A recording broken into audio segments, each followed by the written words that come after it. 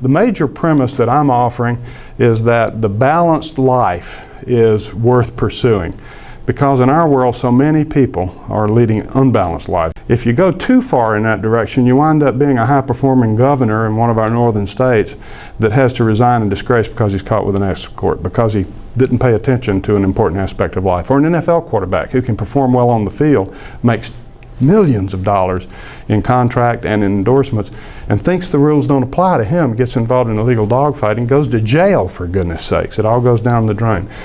And those are profound examples of imbalance, but there's a cost to all of us of not achieving balance. Well, what do we mean by balance?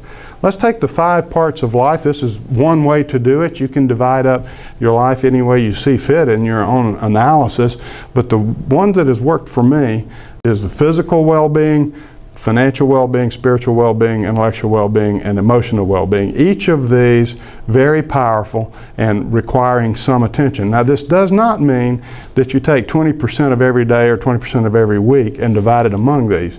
It just means that you can't completely ignore one of these. You may arrive in the corner office, but if you've ignored your physical well-being, you may soon have a heart attack and not enjoy it and not sustain your performance very long. Or if you ignore your emotional well-being, you may arrive in the corner office or win the NFL Super Bowl ring or the gold medal at the Olympics, but you wind up there, you're divorced, and your children hate you. If we plot these on a pie chart and then we see it as a wheel, the idea of balance becomes even more clear. Good news is that each of these 5 areas are driven by simple principles. They really aren't that hard to understand. Hard to do for many of us, but not hard to understand. And each of them in its own right is powerful for the positive or the negative. If you make progress in any one of these areas, you feel better about yourself, and you can apply the principles and the confidence that gives you for progress in the other areas as well. The bad news is, for negative, if you're really suffering in one of these areas, it will tend to drag you down in the other areas as well.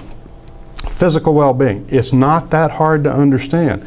We need to watch our weight. As we get older, we need to stretch, use it or lose it. We need to watch our sleep patterns because that's restorative, and we need to monitor our health by getting our physicals on time and pay attention to our bodies. Each of these has its, they have their components that drive them. So an exercise then that I recommend is that you score yourself. If you want to get serious about balance, however you divide your life, score each of them 1 through 10. And you say, well, 1 through 10 what? Well, don't cop out. It's your life and it's your value system. You know how you're doing in each of these areas. Put a number to it. In a notional example, we have this person score himself, and then you can take a look at what that does to the pie chart. Now, to understand the idea of balance, a wheel out of balance, or a machine, or a life soon comes apart. So balance is very important. So what do you do about it? Well, you develop a plan if you want to make progress. You take the 2 areas, in this case, he decides to take the 2 areas that were the lowest in the score, and the physical and the financial, and to do something specific about it. He's got specifics with respect to progress that he's going to make. He puts it down for goals, specific achievable goals, 2 years hence. You want them to be achievable, but you want them to stretch you a little bit. They're worth pursuing. So then, if you're really going to do that in 2 years, where are you going to be in 1 year?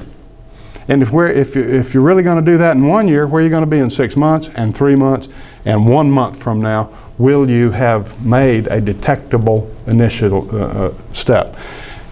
Then the action steps.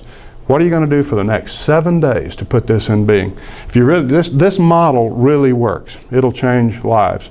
It's changed mine, and I've come back and revisit it from time to time.